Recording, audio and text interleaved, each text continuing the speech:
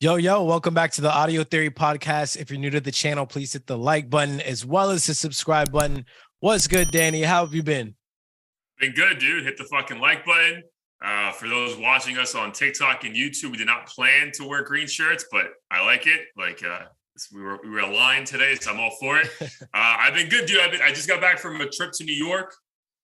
And dude, the trip gave me a lot of perspective that I think like this whole like sober month and a half in, like I've been trying to like analyze things, like not overanalyze it, like not like an anxious, like, fuck, what did I do wrong kind of thing, but like kind of like just take it all in. So I'll make the story short.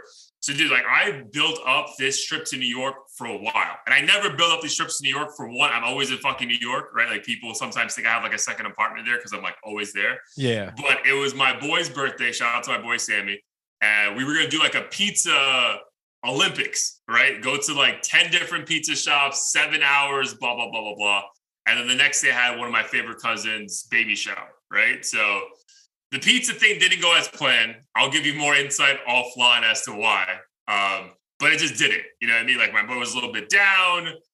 The lines were a little bit longer. It was fucking hot, bro. So like we still ate like 7 different slices, which is like That's a lot. That's a lot. It's a lot. But I wanted to hit more spots though. Like I wanted to get like different opinions at different spots. But didn't work out as planned. Whatever. Take it. I still had quality time with my boy. We got home safe, all that good stuff.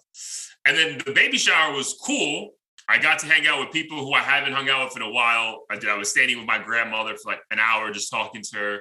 Same with my uncle. I was there for my cousin. But the overall event was like, wasn't the most fun. It was a little unorganized. A lot of people, like, dude, if the seating was like for 80 people, there was 130 people at this venue. Like, there was a chaos to get food.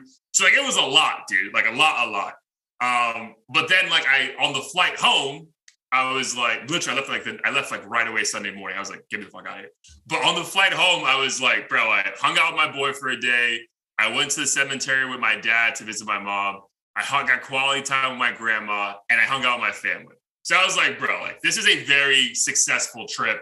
Just, you know what I mean? Because I was like, bro, like that pizza day was not what I had in mind, bro. I was building that shit up for like 6 weeks. But like on the flight home, I think it's just like me not being like foggy brain from drinking so much. I was like, bro, that was a very good 2 days. Be grateful for that. So I think that has been a nice thing that kind of came full circle this weekend when I had the opportunity to be like, bro, that's not what I fucking wanted to do. This is bullshit. And that was a mess. And it wasn't what I wanted. And I couldn't get my food. Like it could have been like, I feel like the older version of me and now like super old, like 3 months ago would have been like bitching. And I feel like this version of me is like, bro, like a lot of good things happen. You got home safe. Like, it's all good. So that was my weekend in a nutshell. Again, I give a lot of kudos to that, to just like the lack of drinking and just being able to have clearer thoughts and being present. But that was my weekend, my guy. How was yours? And if you drank, I will not judge you. So please divulge all information. No, I definitely drank this weekend. So my boy Alex, who you met at my bachelor party, he moved back to the Bay this weekend from Humboldt. So where did you live before? Humboldt. I don't know if you're familiar with where that is, but it's like, I think it's just a couple hours south of Oregon. It's like 4 or 5 hours north of San Francisco. So still pretty far away. But he lived there, and I think he just got lonely, to be honest. I mean, there's not a whole lot out there. It's pretty rural. For those who are unaware, it's kind of like, it's like the country, basically. It's like cabin vibes. Like, is that what it is? Yeah, like cabin type vibes. So some people do like that, but I mean, when you're just like alone 24/7, like doesn't really matter. Like eventually you're gonna need some sort of interaction. No amount of cute corgi dogs is gonna do it for you. So. Exactly.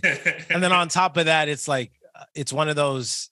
I feel like in a lot of these areas, the people who live there typically, you know, can't relate to if you like working in corporate. Like a lot of those people out there. Yeah, they're doing the furthest thing from that. Yeah. Right. So he's like, he works at Google. So basically he's like a kingpin damn near compared to the people that he's, you know, grew up with in high school and stuff like that. So he decided it was best to just move back to the Bay. So we kicked it in San Jose Mountain View area, which is like an hour south of where we are. Nice. And I think So the funny thing is, every time I go that way, I usually kick it at my boy Moon's apartment, and he has a pool and jacuzzi that he never uses. I've used it more than him, and he's lived there for like several years. So my wife and I were thinking, like, maybe we should eventually move down that way. Not necessarily just for them, but the vibe over there is just very similar to LA, which is what we miss. So they have a lot. That's interesting though, because like literally our last episode, we were talking about like how much longer do you see yourself in San Fran? So that's funny. Yeah. Well, long story short, she went to Mexico City, wasn't really feeling it. That was something that we had played around with as a potential place to go, but now she's like, oh, maybe Spain will be better because it's like more developed and this and that. But and you are going ham on the Spanish too, so that'd be cool. I know. I mean, that'd be a dope experience. Like that's honestly like what I've been doing Duolingo, the Italian stuff, for like 24 days straight, which is like a record for me. And like I'm like, dude, why the fuck am I learning this? Like, dude, I mean, not to be a dick, but I was just in Italy. Like, I don't know the next time I'm going back, like in the next 4 or 5 years.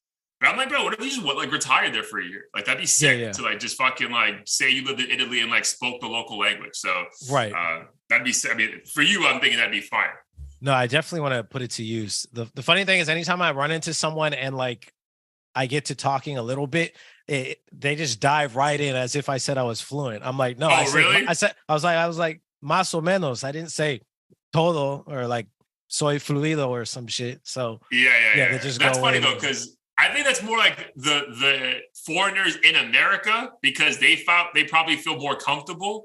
Because I truly feel like the opposite in Spain and in Italy. Like if they know you're not fucking from there, even if you try, bro, they're like, speak to me in English. I was like, bro, right, yeah. No, they definitely do that shit. And surprisingly, in Mexico, they did it to my wife, which is why she was kind of disappointed. But I mean, there was a couple things that led to that. Like for some reason, Google translated butter to manteca, I think, or something, which is like pig lard or some shit. Probably. So in Caribbean Spanish, she probably saw mantequilla.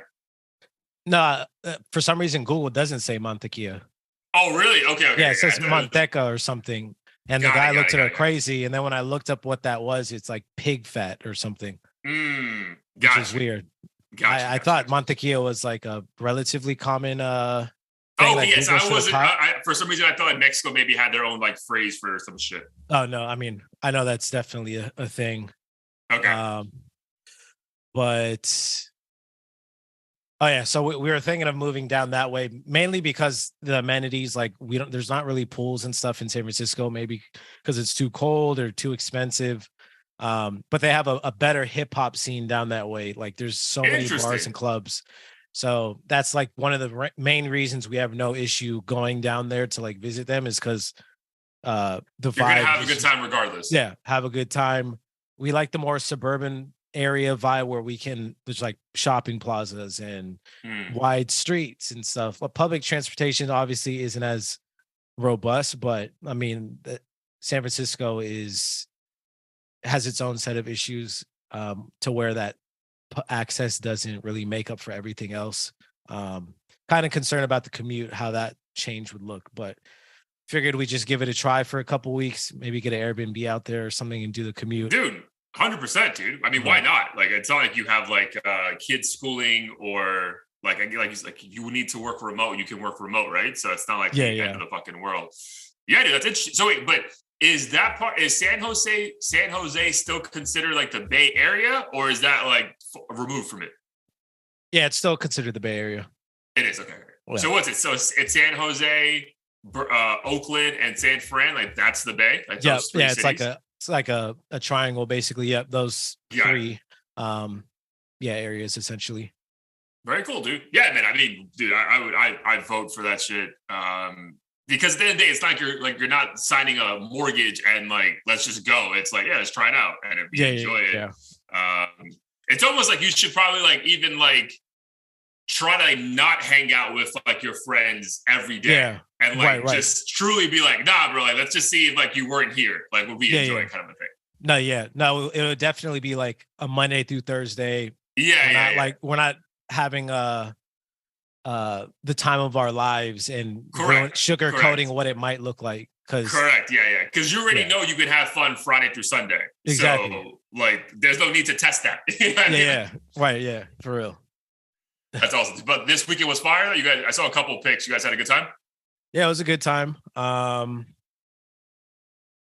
think I definitely want to, like, I'm after this weekend, I'm gonna fast from drinking just because I need to get back on my workout game. And ever since July 4th, like that hasn't really been going well for me in terms of consistency. So yeah, dude, but I feel like you have to, yeah, for sure. But I think you have to give yourself some grace, bro, because even for me who wasn't drinking, the eating was a little bit crazy. But bro, last week was the weirdest feeling week of all time. And I'm talking about July 4th week, bro, because Monday felt like Friday because we didn't have work Tuesday. And then Tuesday felt like a Sunday because you had work. And then when it got to Friday, you're like, what's today? Like, I'm off again. Like, it was very weird, dog. Like, even for me, who was off Friday and, like, because I was on PTO, like, it was a dude. Because my boy came over Monday night and, like, we were just in the backyard, like, smoking. And I was like, should I be smoking on a Monday? You know what I mean? Like, it was just it was very weird. That whole week, just, especially because, like, so many people were out of office, but I still had to go into the office. And I was just like, why am I here? What day is it? Like, do I work out? Do I drink? Do I do nothing? Like, it was an odd week. Odd week, dude, for sure. But July 4th, you were back from LA, or you actually did July 4th in LA? I left the night of July 3rd. I wanted to stay for July 4th, but with work being on Wednesday and the flight schedules, like it just didn't make sense. And someone would have had to leave the barbecue to take me to the airport and shit. It just wouldn't have been a good situation. And I barely have any PTO days left. So I left early, but I came Thursday night. So I was still there for like a solid 4 days and hung out with like all my family. I think the highlight was the first night because my boy, who's a barber, who I think I mentioned to you before, mutual friend of Corey and I's, he came out to the bar, as did my brother Mickey and my cousin Vinny, and like it was like it felt like a reunion, so to speak, because we hadn't hung out, especially in like that group setting, in years, and it was just like a nice bonding moment. It felt like reliving childhood in a way for like a few hours. So that's cool. Fire. Those are the best moments, bro. Like those moments are dangerous too, because like I had that last December in New York, and like I got there at 4 p.m. and didn't get home till 3 a.m. and I was like, oh, bro, like this can't happen all the time, bro. But like it's nice when it does, because it's like, it just takes you back to your like your youth, and you're like not even thinking about like consequences of like having a bad night, kind of a thing. Yeah. No, it was fire. Nice, dude. My July 4th was tame, bro. I went to a buddy's house. He has a sick apartment overlooking the Miami, like the bay in Miami. He lives in Midtown Miami, like right before you drive into South Beach, like right before the bridge. And bro, so we grilled and then went downstairs by the pool. But then his downstairs neighbor, is a DJ in Wynwood. So bro, he put his 2 massive speakers on his balcony and then just did like a 4-hour set for us. Oh wow! So, yeah, dude. So this was like from a very like chilled, relaxed. So like everyone, it was still chill, but like everyone like vibing to the music and like kind of like all in the same energy wavelength. So that was pretty cool. And then he started like inviting people back to his place, and I was just like, bro, I don't know you. Like I'm not like my boy's a fucking father of one. He's not going to some fucking random DJ's house to like what offer us drugs, bro. Get the fuck out of here. Like, but that was odd. But yeah, that was fun. But dude, like my first major holiday ever sober.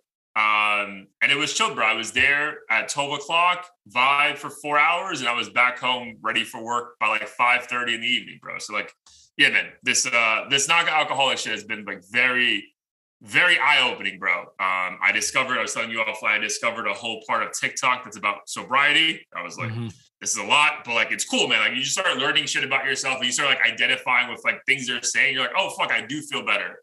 Or it is nice to like kind of be like beating my alarm clock because I'm not lethargic. So shit like that has been nice, man. So like, I am actually curious.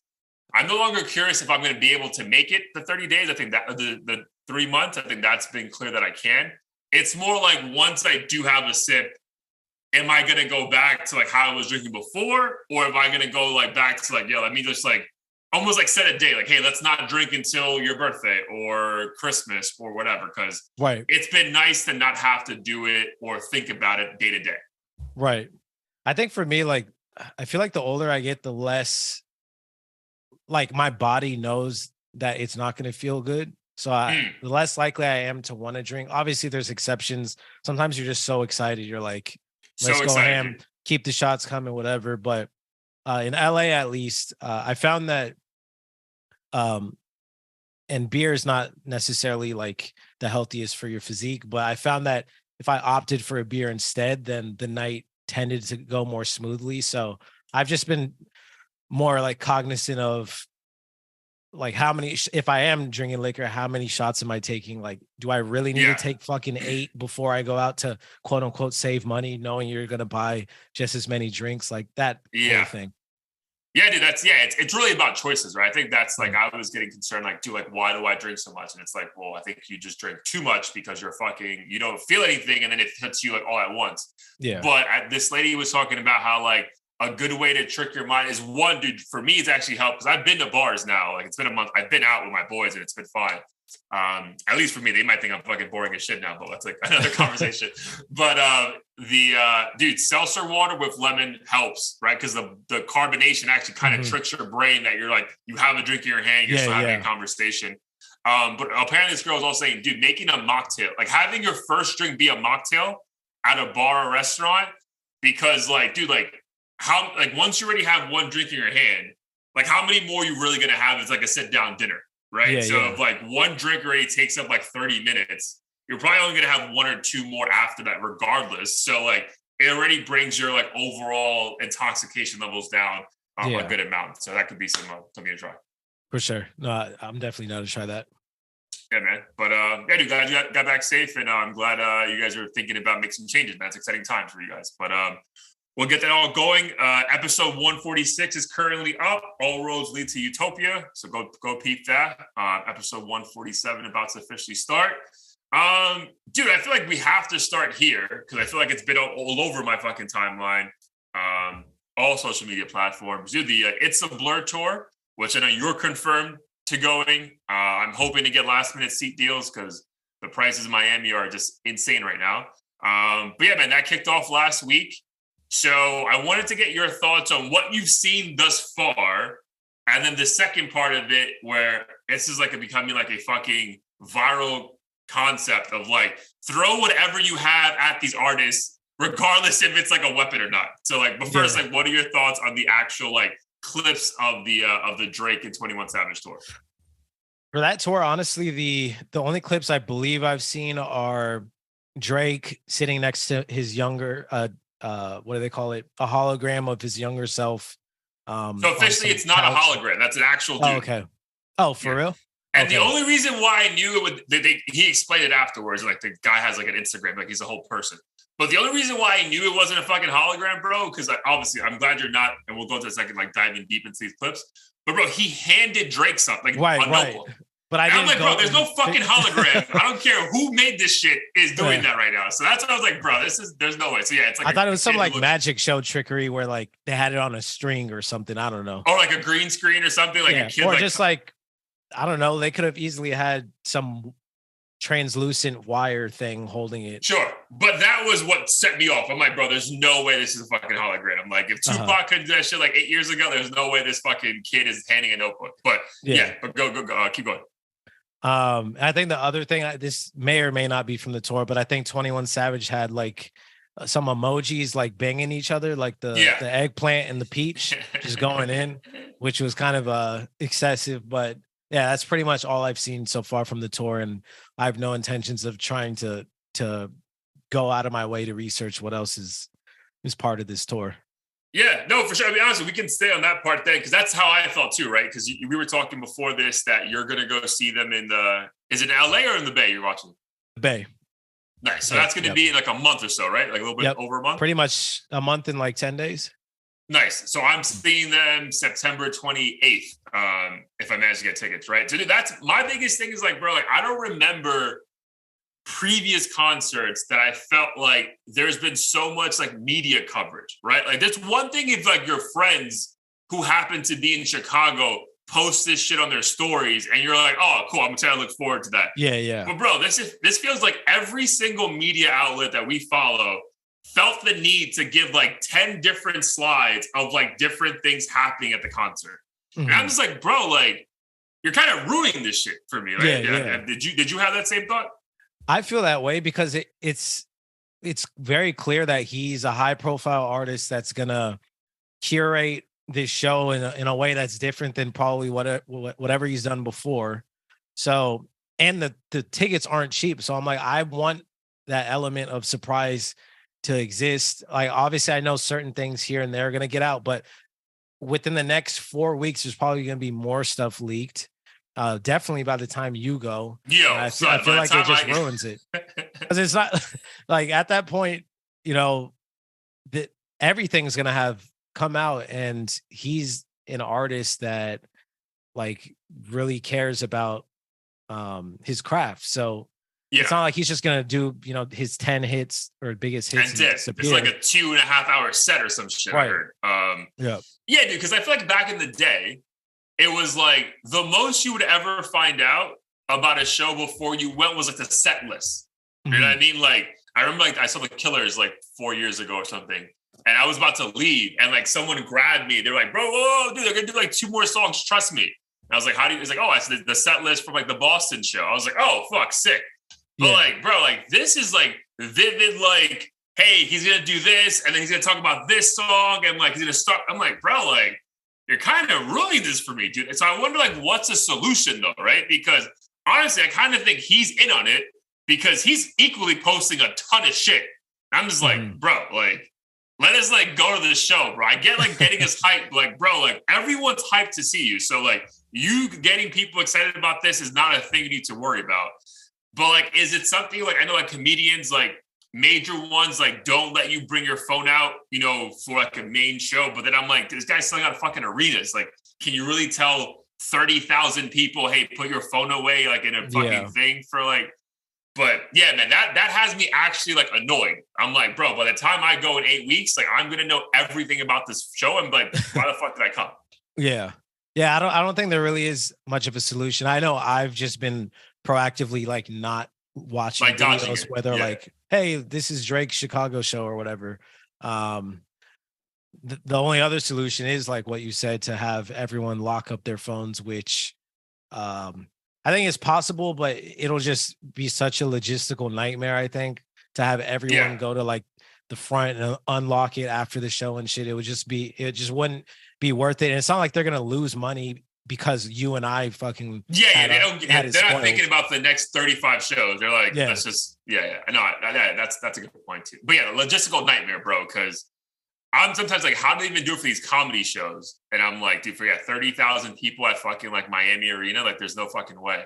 But yeah, I don't know. I was also thinking about like the comedy show that you and I went to a couple years ago for Andrew Schultz. Oh yeah, and like that the majority of the content from that show was on his special, right? So it's like, at least the special still felt unique because it's the first time I'm watching that. But I'm like, I already heard these jokes, you know?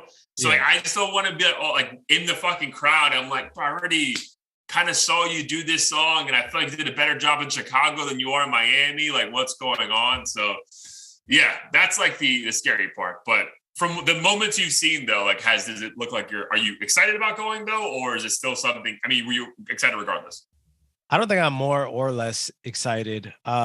If anything, a little more excited just because of his upcoming album, For All the Dogs, I think it's called.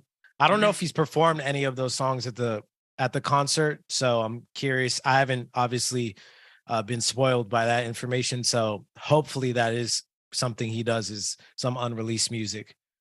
Well, especially I think by the time you go see him, that's a probably safe bet, because I think he was saying that the content's coming out in the summer. Like at some point this summer, he's going to give the people, like give everyone. Yeah, because that's like right before the summer ends too.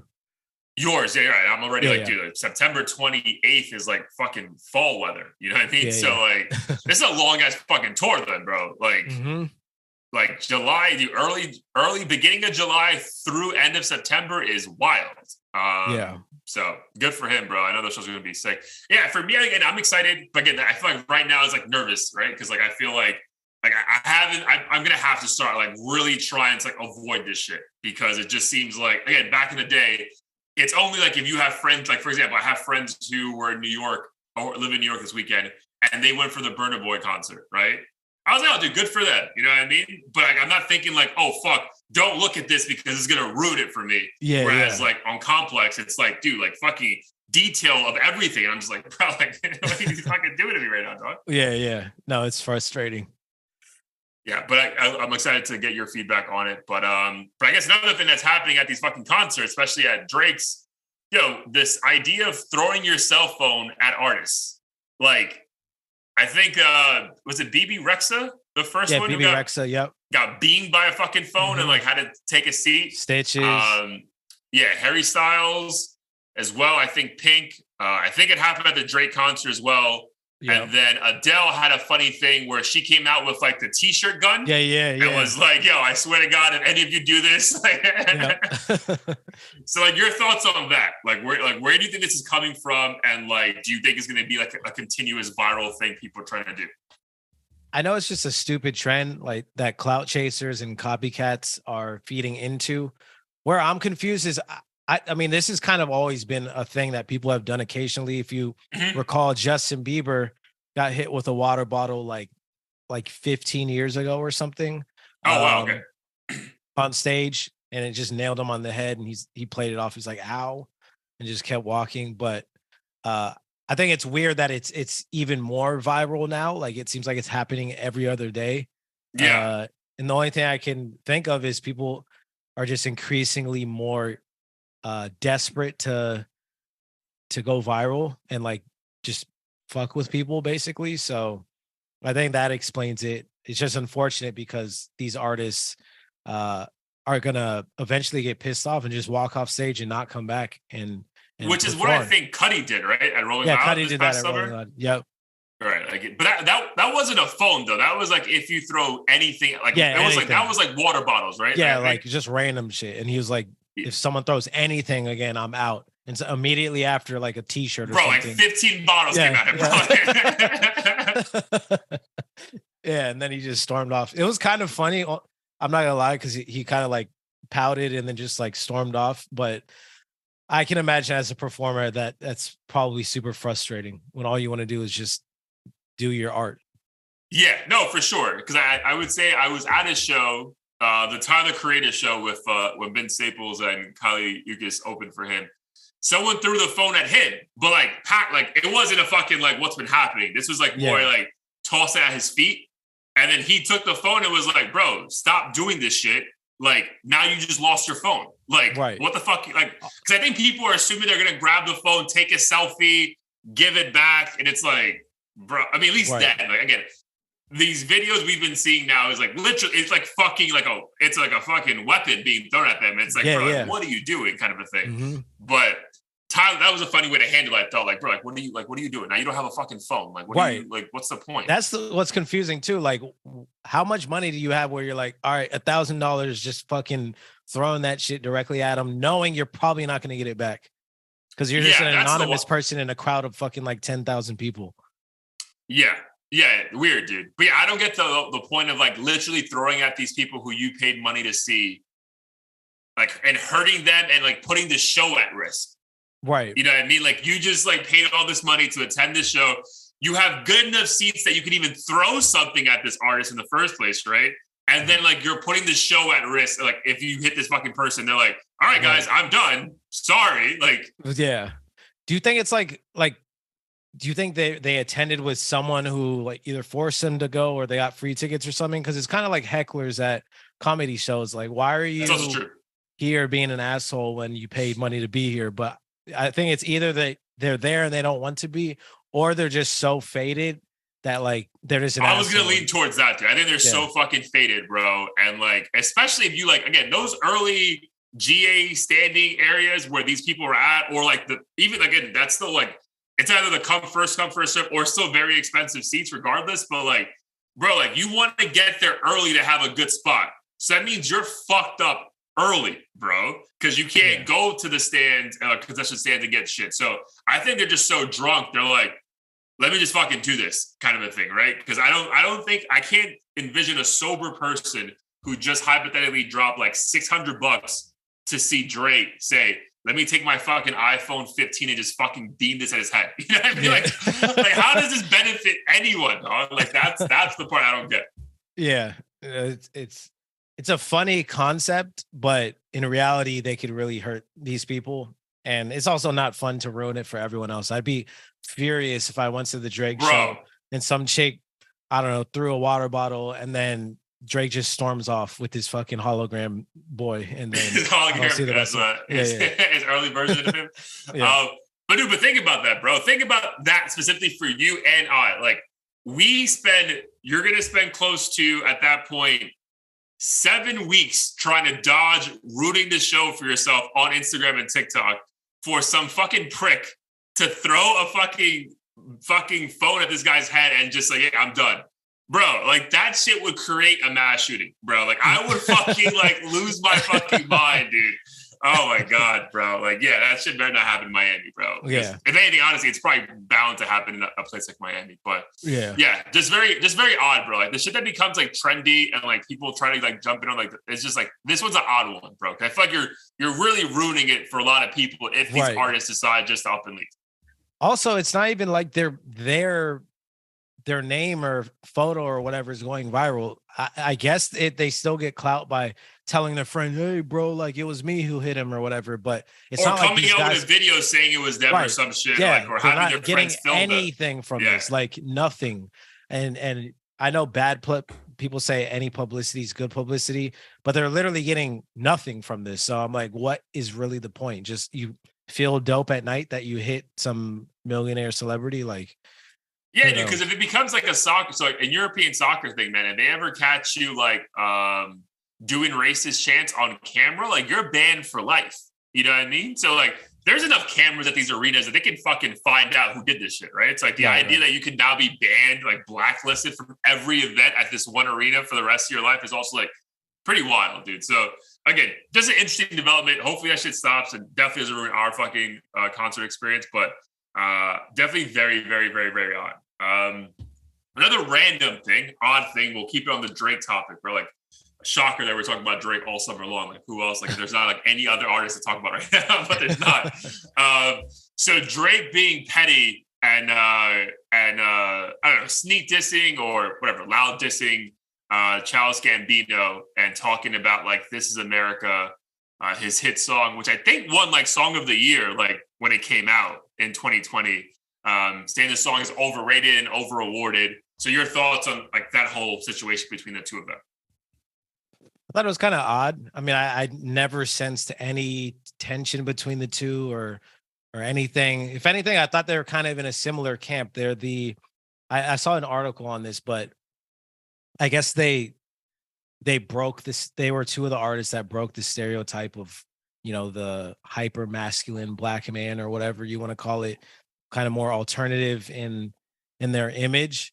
So I never thought they were ever kind of against each other. I thought they were part of the same kind of category, but it seemed like Childish Gambino was taking a more playful approach with whatever diss he was going to put out. It didn't seem like it was a serious thing, but I mean, at the end of the day, we're all human beings. It seems like Drake is bothered enough by it. Obviously, Childish Gambino is a big of enough name to respond in some kind of way to it. Yeah, it's not some like random YouTuber like just saying some shit. Yeah. I mean, the song itself, it's hard to say if it's overrated or not. Like I haven't really played it in any context outside of like when it first was out. I think the video definitely. Yeah, I'm saying you usually play the song when you're watching the video. Like it's not like it's not a part of like a playlist for you or some shit. The conversation was definitely about the video, not the song. I don't think the average person could even recite the lyrics or besides the hook has dissected the lyrics. Yeah, besides the hook. Like This Is America and you know the mass shooting in the video and everything. Like I think that was the powerful imagery, and then the context of the time, like 2020, you know, George Floyd or whatever else was going on, mass shootings, all that just amplified the effect of the song. I don't know if I can necessarily say it was over awarded or anything, but I get why Drake is probably annoyed by that commentary from Childish Gambino. It was kind of out of left field and somewhat unnecessary. But I mean, Drake's still, he has a ton of awards, and I'm sure a lot of people think he's over awarded and overrated. So it's like, what are we really debating here? Like, some people will say Childish Gambino makes music with more substance and talks about the hard issues. And I know one of the biggest criticisms of Drake is he never talks about the tough issues like race and politics. And I think that's both by design by both parties. Yeah. I mean, if anything, that's probably what makes Gambino stand out more, right? Because he is willing to do that, but then also give you like a good like R&B / hip hop kind of song, kind of a thing, right? So yeah. But yeah, it's funny because I remember when you and I, was that? No, it wasn't out yet. It wasn't. I take that back because when we went to see Coachella, he performed, but that song wasn't out yet, right? Like, This Is America. Like, I'm pretty sure. Like, I know he was like a headliner, but it was like for other shit. It wasn't because of that song. Yeah. But yeah, dude. So it's funny because I think this all came about because Gambino was doing an interview for GQ, and they asked him about the song, and then he was just giving the story about like, oh, a funny thing, it's actually going to be a diss about Drake. But dude, and again, he may have meant it like in a fucking like, ether, hit him up, kind of like, no, like an aggressive diss about Drake, right? He may have meant it like that way. But the way he said it, bro, almost made it seem like it was a joke, right? Yeah. Like, let me like playfully give a jab at the guy who's the biggest artist in the world. Like, it never felt like, I hate this guy, like, I need to make a diss record about him, right? Because I feel like if you actually want to make a diss record about him, you don't just change the concept of the song because it sounds hard to quote him, right? So that's why I was confused, like why Drake would take it like that. Because I feel like it felt like it was like, bro, like he wasn't being serious. Like, bro, it was like an actual diss about you. It was just like, This Is America or whatever, bro. So that part was strange for Drake to like, again, comment on it, make it a part of his set list or whatever at the award show, at his concert. But yeah, dude, I think this is more about like Drake just keeping the conversation about Drake, kind of thing. You know what I mean? Like it's more eyes on him. It's more people talking about the album that's coming up and wondering if there's going to be a diss now to fucking Childish Gambino, more than anything else, bro. Because like there's an argument to be said on both sides about who's overrated, who's underrated, who's over awarded, under awarded, who actually gives us like music that matters and then who doesn't, right? Like that could be made about almost like any artist. So like, exactly. I think this is more just like Drake trying to just keep all eyes on Drake, bro. Like I think like, again, this is going to be a 3-month-long tour, bro. I don't think anyone's talking about anything else besides this tour for the next 3 months. Mm-hmm. And if anything, I think assuming the original song that was going to be a quote unquote diss, if the title was still This Is America, my whole prediction of what it would have been about is just, how are we letting this guy from Canada run? Yeah, 100%. Yeah. Like Drake's, I mean, mention it himself. He's like, I run, what does he say? I run it here and I'm not even from here, something along those lines. So I thought it was just gonna be that. And if anything, that's not really a diss. It's just kind of like, yo, let us shine. Like you're not from here kind of thing. Yeah. Like a funny, playful thing kind of a thing. So like, when I heard the interview, like I never even thought twice about like, oh my God, how is Drake going to respond to this? I was just like, yeah, that's and he kind of chuckled like in the interview and like, like it's a funny, like a parody kind of a joke as a song, as opposed to like an actual fucking like, attack on who you are as a human being. And like you're a deadbeat father kind of a thing. Yeah. Right. And I also thought like, dude, like, did you ever watch ATL like over like the show? Sorry, Atlanta. I apologize. The show. I've only seen a couple episodes. All right, so it's a very good show. I highly recommend, especially if you have like a day that you don't want to do anything but like watch one show. Mm-hmm. But there is an episode, bro, where like there's a party at Drake's house, and like it's just about women coming over to like they think Drake's there and Drake's not there. But it's like it's a Drake party at Drake's house and Drake's not there. And there's like cut out figurines of him like on the show, right? So it's a full 45-minute show just dedicated to how big Drake is. You know what I mean? So I'm like, bro, like, how are you going to be mad at this guy who literally is telling you you're the biggest thing in the world? Like, he even made a whole episode about you, though. Like, that's why I was just like, That's like, first, I don't think it's real. I think it's just like a thing to keep conversation going. Like, I don't think there's a real fucking beef. I think they're like probably like on each other's fucking cell phones. I don't think it's a real beef, but I do believe Drake is probably a bit bothered only because now that I think of it, he did go out of his way to, Anthony Fantano, the music reviewer on YouTube. Yes. And he's like a pretty harsh critic. Like a 7 out of 10 to him for him is like perfect. Anthony Fantano is the bald guy, right? Yeah, the bald guy with the glasses. Yeah. So Drake in his DMs, like I forget which project, maybe Honestly Nevermind or maybe Her Loss, but after he got a poor score, at least by the standards of Drake responded to him and basically said, went in. Went in. He's like, your face is like a 4 out of 10 or something along those lines, like using his own score against him basically. And I think it was very clear. I mean, obviously Drake was being funny with it, but I think there was truth in him actually being annoyed to go out of his way to do that. I don't think Drake lost sleep over it, but still felt compelled to be like, I can't, like, I'm annoyed enough to say something and then we'll just move on. So I feel like, I don't think he's gonna send the ops after Childish or ever talk about this ever again. That would be career suicide, bro. They found out that you fucking got Charles Gambino jumped, bro. This guy walks around fucking New York with no shirt on and fucking jorts. Like, this guy's the most harmless guy in the world, bro. I know. So I personally, I feel like Drake was bothered, but not nearly as bothered by, other people, like a Joe Budden or some shit.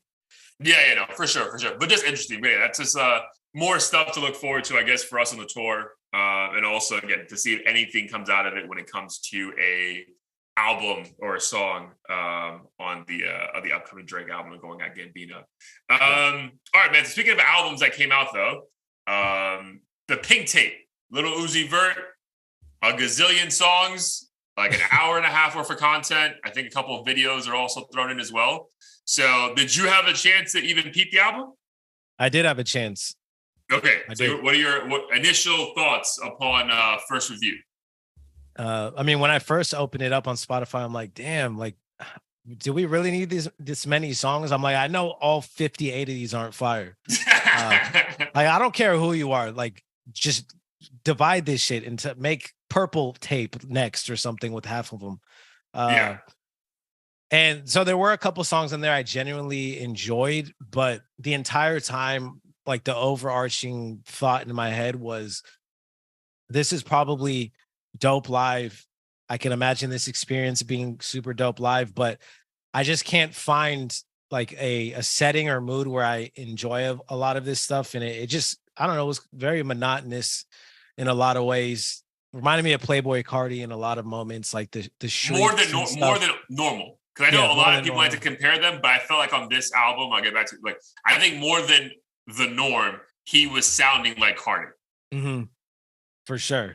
And yeah, I don't know. I know there's a time and place for everything, but this wasn't something that I saw myself ever replaying. I would, if this was live and I happen to be there, I think I would appreciate it a lot more just because it kind of has like a rock star type feel. And in terms of being at home or even in the car or whatever, like it just wasn't for me personally. Yeah, that's honestly the same. Yeah, I didn't mind the ton of songs because like sometimes I think because like I was used to like XXXTentacion, like sometimes I think these songs are going to be short, like a minute and a half. So I'm like, all right, dude, you want to give us 24 songs? Like, but no, some of these songs were like legit like 2.5 minutes long. So then I was like, when I was like more than halfway through, I was like, bro, how are there 8 more songs left? Yeah, like I don't. It shouldn't feel like a chore to listen to music.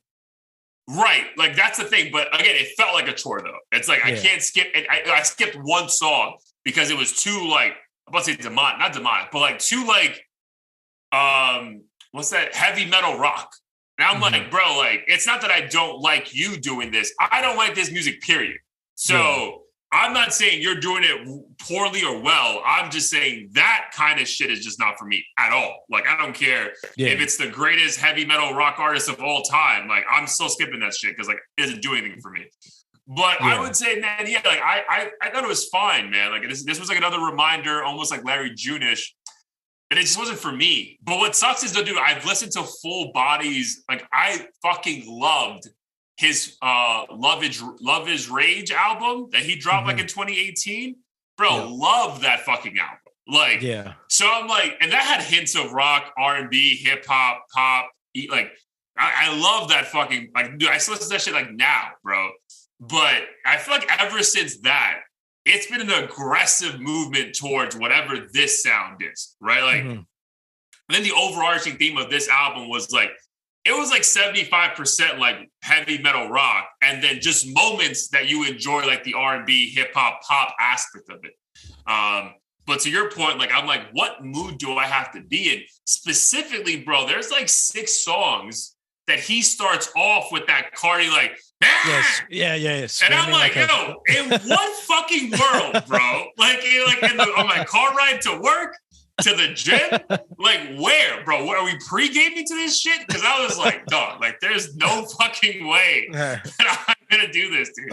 And then the other thing is there's like 3 songs, and maybe for like Gen Zers who are like, you know, obviously 10 years younger than us and don't know the original version.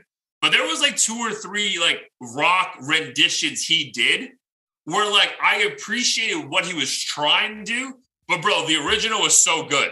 So it's like, bro, like this ain't it. At least not for me, because I remember the original. So like maybe for a new audience who just like likes the beat construction and like they don't even know there's an original version of it.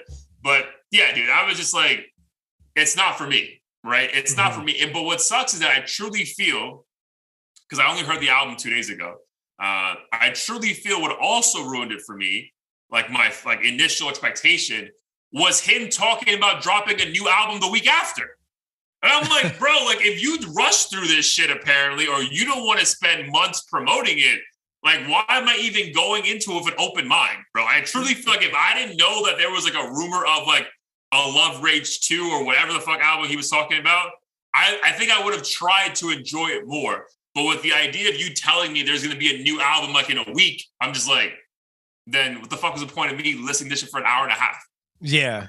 No, this definitely felt experimental. I know he and Cardi are like similar to what I was saying with Gambino and Drake, kind of part of the same camp. Yeah.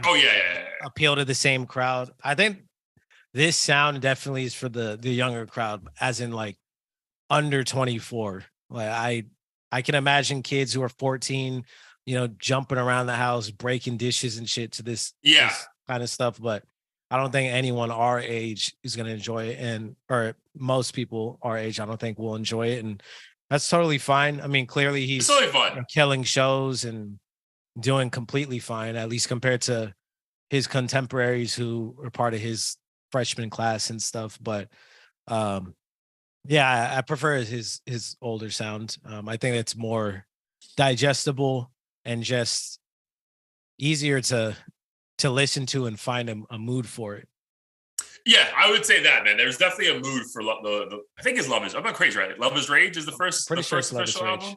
But yeah, again, everyone's is allowed to experiment, bro. Again, just because we enjoyed Yachty's experiment more doesn't mean that other artists aren't allowed to experiment because we don't fuck with it. So yeah, I mean, again, I'm sure it's gonna do good numbers. I'm sure it's great live, like you were saying, similar to Cardi, which again, there was highlights of Cardi at some festival over the weekend, and dude, it seemed like 30,000 people were losing their fucking minds, knowing every fucking word of a song that I just hear like screeches to. So yeah, I mean, good for both of them.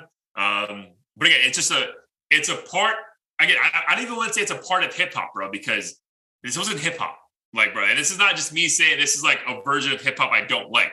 Like, I just think like it's almost offensive to like hip hop and like African Americans even call this hip hop, because you're just saying, oh, because he's black, it has to be hip hop, right? Like, because this is not rap at all, bro. Like, at all. Like, I think like literally like, oh, maybe like 3 of the 20 something songs is he actually trying to rap. Like, it's just fucking him, you know, singing and trying to be like in tune with the beat and ballads. Like, it's not really like, here's some fucking bars, I'm gonna try to like convince you that I'm like lyrical. Like, it's just so, Yeah, but again, it's just like a genre of music that is just like not for me, bro. Again, more so like I listen to music to either calm down or get pumped up at the gym or just vibe out. And like in those different contexts, I'm like, bro, I would never just be in the backyard sipping on something or smoking something and like want this on. I literally would be like, bro, take this shit off. Like that's how I do. I'm telling you, I wanted to skip the entire album, bro, for the most part. And I'm like, bro, I have to at least give it a chance to like, again, like regardless of the pod, like you can't just like go off the first like 30 seconds and be like, bro, I know I don't like this, right? So, but there was moments, bro, where I'm like, bro, this is clearly a genre I don't fuck with. So like, why am I doing this? It's funny because part of the reason why it took me longer to finish it is because the shriek part, I think it was like song 4 or something.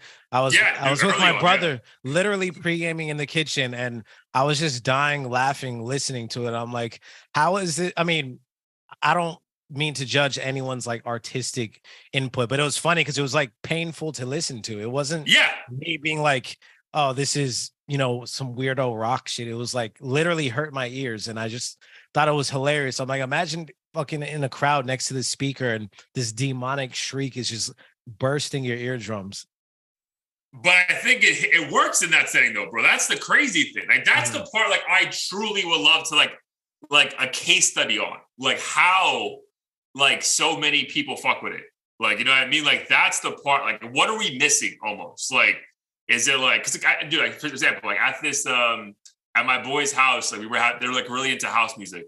And they were talking about how like a certain type of house music is at a certain BPM level because it innately reminds the brain of like the womb, right? Like when you were in your mother's womb and like that constant like calmness, right? So you're constantly just like vibing. And then when it goes up to like 150 or something, your heart gets a little bit faster and it forces your body to like move around. So like, I'm trying to figure out like, what is it about that music that specifically makes people like, one, love it, and like also like lose their minds, bro. Like, cause like those guys are fucking mosh pitting, jumping 10 feet in the air.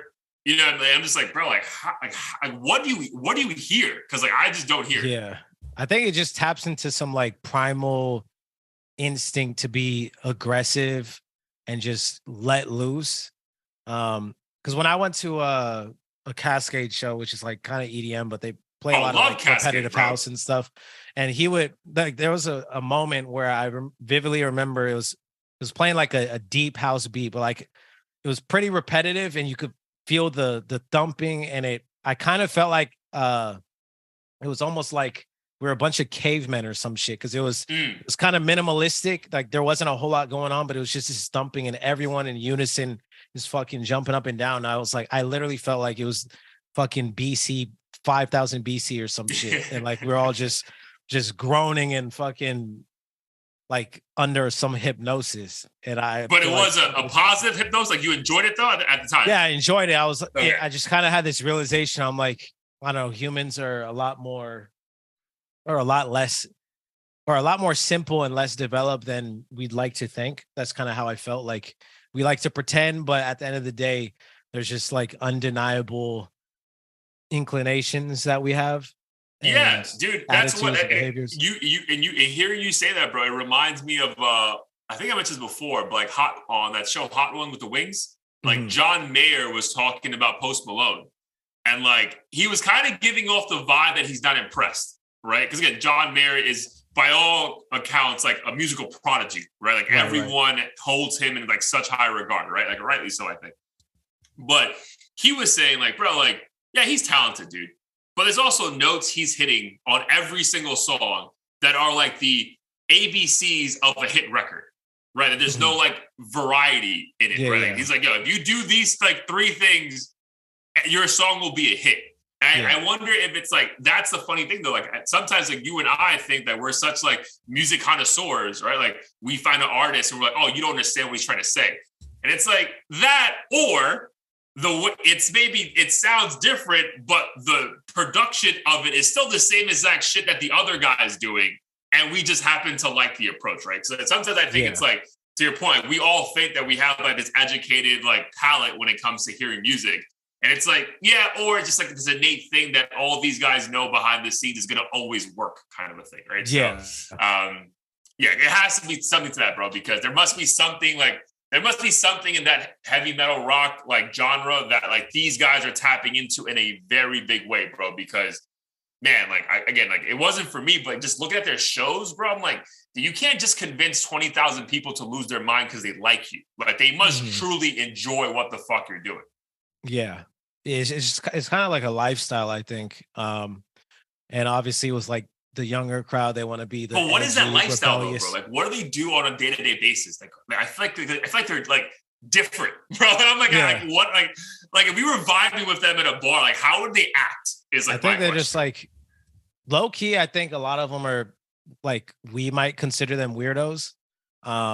Like I think they appeal to the more goth, like antisocial, emo, drugs, anti-establishment, like, fuck the world. Every way. Yeah, anti-establishment, rebellious, like, no one gets me, like that kind of shit. And I think when they go to these places and listen to this music, it I guess it speaks to them in a way that, J. Cole or any of these other guys are unable to, because they're not really paying attention to the message, just more so the vibe or something. Yeah, which is like, I mean, that's a great point, the vibe, right? Because I would say his song "Just Wanna Rock" is a great song. Where I don't even think there's like, if you just look at the lyrics, it's probably like 10 lines if we're being serious, right? Like, but that song is such a fucking energy that you're like, I need fucking more of that shit, dude. Right. But yeah, unfortunately, song is a fucking complete 180 of the majority of this shit you hear on this album. Like, that's not really like a common thing, right? Like, even I thought the Don Toliver song was cool. The Nicki Minaj one was all right. But yeah, man, like, again, I would say 80% of this album is like, if you're not a heavy metal rock, I get it might even be heavy metal. If you're not a specific kind of rock fan, yeah, like this is not for you, bro, like at all. But again, I would say give it a chance though, because again, the same way we were moved by Yachty's experiments, like this may speak to somebody else that we just really, it's just not us. Yeah, I'd agree with that. Cool. I did also side note, I did see a couple like whatever this fucking festival was at, I guess Yeet performed as well. And that seemed like to be a pretty cool vibe as well, man. So I think I'm gonna finally pull the trigger this weekend and listen to some Yeet at the gym and just get an idea of like what the fuck it is that I don't. Again, not that I don't know. I just never found the reason to check in, even though I feel like everyone has been talking about him for like the last year and a half. So yeah, I'm gonna do a deep dive on some Yeet and maybe come back next week with some homework for y'all. But nice. To be determined. All right, man. I was gonna talk about Threads, but we can give that shit a little bit more time to develop. Do you have a Threads account yet, by the way? I did not. I'm trying to hold off just because I'm like, the last thing I need is another distraction. An eighth platform to be on. Yeah, an eighth platform. Like, obviously, if it gets to a point where we have like a clear direction on how to use it for the pod or like my own music, then cool. But if it's just me fucking writing a thread to you about like, I don't know, my favorite Chinese restaurant or some shit, like, it's just gonna be a waste of time. Yeah, no, for sure. Question for you, because I have a Twitter account, never been actively on it for my old pod or for myself specifically. But did Twitter have an option for you to share that tweet on Instagram, or did you always have to like copy and paste like a picture? They finally, I think they integrated it, but for me personally, it's always been choppy. I think I tried doing it with the pod to have like our post translate to Twitter, but it's not too seamless. And that's I've never really used Twitter either. I never found a reason to. I think people typically only follow celebrities. Like, you don't really follow your friends on Twitter a whole lot. For the most part, like my girl has one and she'll tweet random shit, but I think she has like a couple of friends who follow her. But yeah, I think when I had it, I just followed like 6 or 7 celebrities who I gave a fuck about, kind of a thing, right? So I never used it as a news outlet. I would watch TV for that. But I think that the reason why I think Threads initial pop off, right? I think it's like the fastest platform to reach 100 million. It was 100 million already, bro, in fucking 7 days. Like, that's insane, dude. Yeah. But I think it's because of like the Instagram like seamlessness of it, bro. Like a lot of people, my thing, are just like posting their thread thing on there like as a post, and I'm like, oh, that seems pretty cool. Like, again, I don't care, but it's like, all right, that seems like an easy way to make this all feel like one big platform. Right. So. But like, I still don't understand what the true difference is. It's just like a post, but with less pictures. Yeah, exactly. Yeah. It's a post with like, I think the majority of the posts don't have pictures. So then like, how is that different than, so is it literally like, that's the only differentiating thing is instead of posting a picture and having that be the topic of conversation, I could just say, this artist is the best of our generation. And then all my friends and followers. It's just Twitter, bro. Like it's the same thing. Like that's why I think Elon is like furious. It's like, bro, this is not like an iteration of this. This is exactly what we do, bro. Like, so like that's why like I think people are like, bro, what the fuck was the point? But again, I think enough people are on it that it's like clearly like was a good move by Meta. But again, we'll just see how that develops and if it's worth, jumping on that platform for the pod or individually. But I guess like the last thing to do, UTOPIA is like full force right now, my G. Like I think he performed recently. And then now like we're getting on July 28th, which I believe is the last the last Friday of the month. There's a full on performance happening. Yeah, streaming live show at the pyramids in Egypt, like sponsored, like Jordan brand supporting it. Marriott the Marriott Hotel. Like there's like a whole this is a whole thing now, bro. Like, which is pretty wild. Like again, less than a year ago, we were saying if this guy will ever be in the industry again. And now like the excitement level for this fucking album is through the fucking roof, bro. So one, as it's clearly approaching, do you think this is now going to live up to the hype? Because now I feel like it was almost like kind of cool where it was like, it's coming, but is it really coming? So like, we're just like excited for it. Now I'm like, fuck, like, is there like expectations with this now? So what are your thoughts on that? I mean, for me, like if you're hanging out at the pyramids, he's probably going to bust out some like fucking alien that they captured or something that helped build the pyramids and just make this the most monumental like album release ever. And I feel like it really does have to live up to the hype. Do I think it actually will? I feel like he's had so much time at this point to refine it and get second opinions on things here and there. Like I see this being a massively successful album. I don't know if it'll necessarily go down as his best one. That's where I'm like, my expectations are lower. But in terms of like the sales and people just him continuing to be seen as that guy, I think it'll live up to that hype. I don't think it's going to be like, let's say a CLB moment where everyone's trashing it and saying, he peaked and all this stuff. I think it's there's going to be some real bangers on there. Yeah, dude, I feel like there has to be bangers, bro. Because obviously he's not going to be like on the pyramids, right? Like I'm sure it's going to be like a stage like with the pyramids, like as like 100 feet away or some shit. But just like dude, like the idea of that is monumental. Like no pun intended. Like this has to be something that is just like groundbreaking music that we have to enjoy for weeks on end, right? That's the thing. Also, I feel like that's going to be the true test, bro. Like, are we bumping this shit for at least a month afterwards, right? Yeah. Even like you can say what you want about CLB. Like, I think the reason we all agreed it flopped 3 weeks after we were done, we moved on, right? Yeah. Whereas like even with Her Loss and Honestly Nevermind, like that shit was like Honestly Nevermind was like a summer 2-3 months thing. Her Loss got us from November through the end of the year. So again, that's why I think Drake is like on the ascendancy in some crazy way. But for him, I think like the true test is going to be like, are we talking if it comes out July 28th on September 1st, are we still talking about it? You know what I mean? Yeah. I think that's going to, even if the album's not great or whatever, but like, is it still like replay worthy? Right. Because I feel like too many things, bro. Like, it's just like, move on. Like, dude, think about it, like the fucking Pink Tape, bro. Like, it's not even on my fucking Apple recommendation for new music, bro. Like they moved on. You know what I mean? Yeah. Like, so like, let alone the fucking consumer, bro. So I think that's going to be the biggest test for him. Because one, I think he'll do great numbers. I think he'll be all over our timeline the first 2 nights.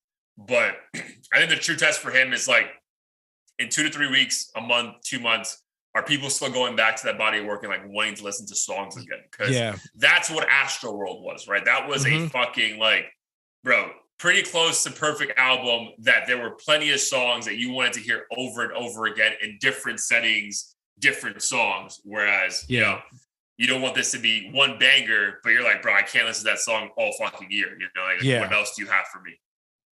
And the more, so I've listened to Astro World more and more over the years, and I agree with you. I definitely enjoy most of the songs in the album. And I did think to myself, though, I'm like, it shouldn't, with the exception of Don Toliver just absolutely destroying in a good way, can't say. Yeah. I feel like, and Sicko Mode obviously just like becoming song of the year or whatever that year, and even afterwards. I feel like it shouldn't be very difficult for him to kind of recreate that sound and vibe. I don't think there's anything on there that made me say, man, like there's no way he can tap into this sound and just recreate the magic that Astro World was, especially if he is getting these amazing features that he appears to be recruiting for this album. But do you think this is almost going to sound like an Astro World Part 2? Are you thinking he's going to try to tap into that same sound though? I think overall, I'm sure there's going to be some new experimental approaches that we might not be familiar with.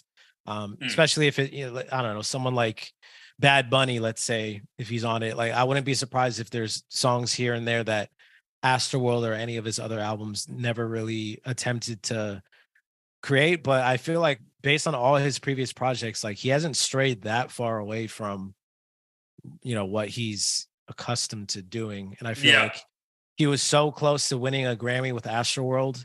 I feel like it would only make sense. And I think that's what he really wants. I think it only makes sense for him to especially not after the whole like debacle from like Astro Land or whatever. Right. And Cardi B, I feel like if Cardi B wasn't a thing that year, Travis would have won. Yeah, I agree. Yeah. Was it? Did he lose to Cardi? Yeah, he lost to Cardi. I forget. Yes. It was the summer of 2018, and she came out in the spring. You're right. Mm-hmm. Yeah, that was a wild time in hip hop, bro. But yeah, I will say this, man. It's gonna be hard for him to top an intro like Stargazing, though. Like I'd be like I'm very excited for that first song because I'm gonna immediately compare it to Stargazing. Like again, you have it's where you were at the time, blah blah blah blah blah. But like Stargazing is probably one of the best intro songs to a body of work like that I've ever like heard in my life. So but yeah, no, I feel you. There was like I think about today, right? Today, how many Astro World songs are in my day-to-day playlist? You know what I mean? Like or like I honestly, if I go through my wedding playlist. I probably need to add Sicko Mode now because you brought it up. But I don't think in my first run through of the playlist, like, let me think of a Travis Scott song besides the one like Pop Smoke. No, you're right. Yeah. But I think the longevity factor, bro. I think the bar is set so low now because of social media and the way we consume music. But if it can just last a little bit longer than the normal body of work does, you know, a week and it's over. That's why I think the stuff that Gunna is doing right now with his album is impressive, right? Because it keeps like every week getting almost better by the numbers. Which I think a lot of people assume that however the quality was, that because of the situation, he would just up and leave, right? Or just like whatever, fuck him. Like I'm more excited to see how it does longevity wise. Because again, I think we'll get the one or two bangers we're expecting from someone of his caliber. It's more so, will it last and make us want to keep going back to? So I'll be interesting. But I'm glad that it seems that this shit's coming very, very soon. So that'll be cool.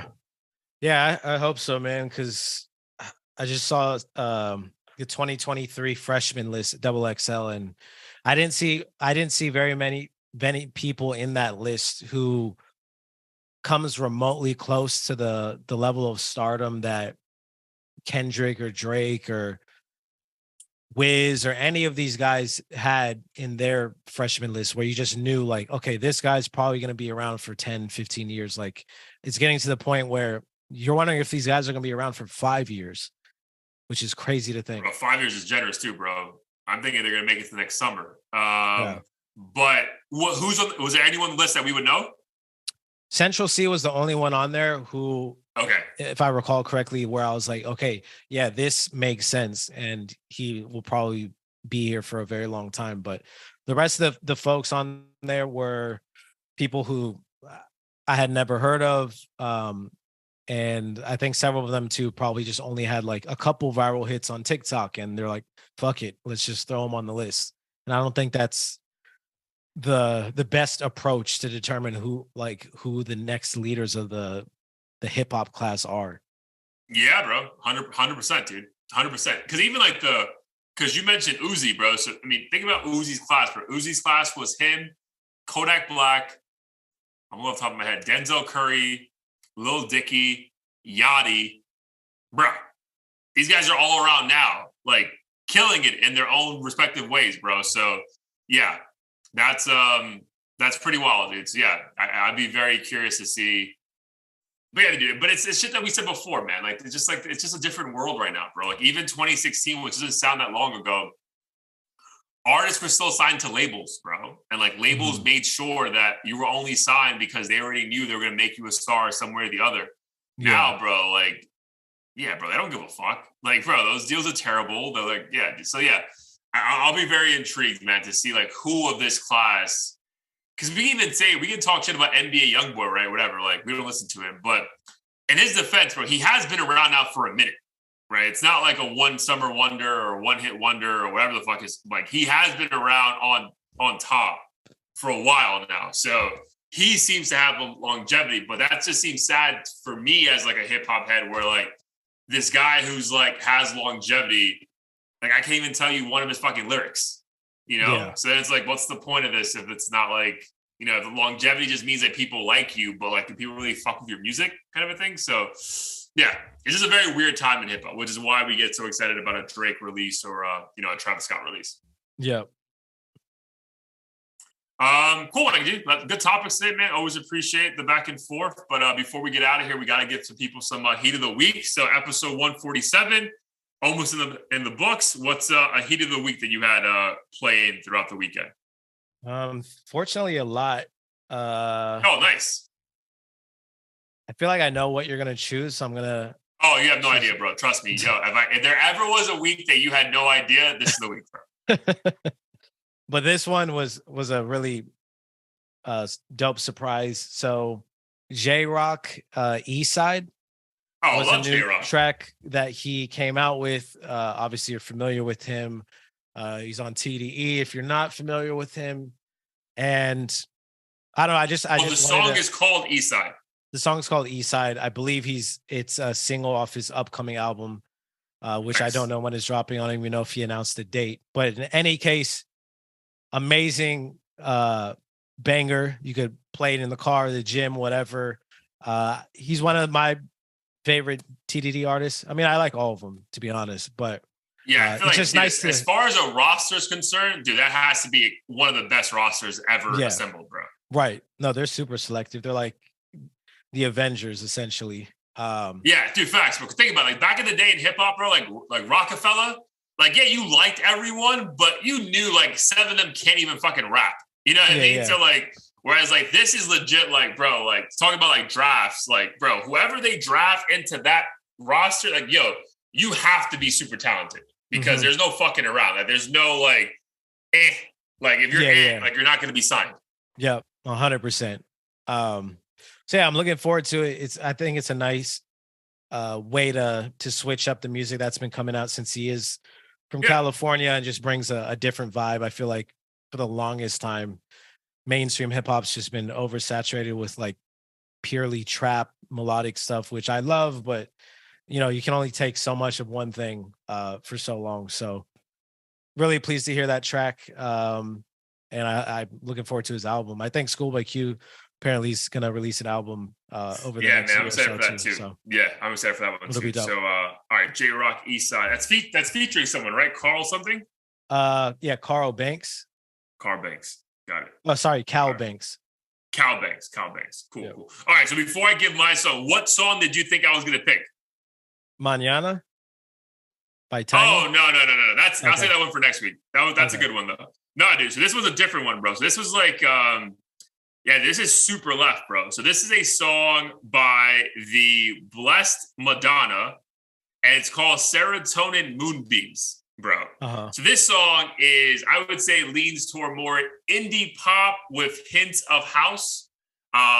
Like this song is the perfect song where you're like walking to a bar and like the energy is exactly what you need, that you know you're gonna have a good night. It's like there was like a soundtrack of you walking into a bar and you saying it's gonna be a good night, and then you're walking to get a drink. This is the song, bro. So like keep that in mind when you hear it tonight. Cause I'm telling you, bro, like this shit is like very, I heard it and I was like, yo, add this to the fucking wedding playlist immediately, bro. So really it came out last year. I've never heard any of their shit before. I might dive in to find out what else they have. But that song is called the Blessed Madonna Serotonin Moonbeams. The song, the title itself sounds very like when those girls like talk about like Mercury and retrograde bullshit. That's like what I get. But the song is fire, bro. Definitely peep that. Looking forward to it. Add both to the playlist. All right, my guy. Great to be back after a week off, but let the people know what we got going on, and let's get out of here. Yes, sir. Check us out at audio-theory.com. New episode every single week on all platforms. Heat of the week playlist on Spotify and Apple Music on the site as well. So be sure to peep that and add it to your playlist, or don't do that. Just use our playlist and keep running the streams. Yeah. And then if you're on YouTube, check down below. We have merch that you can buy, hoodies, t-shirts, stickers. So be sure to do that.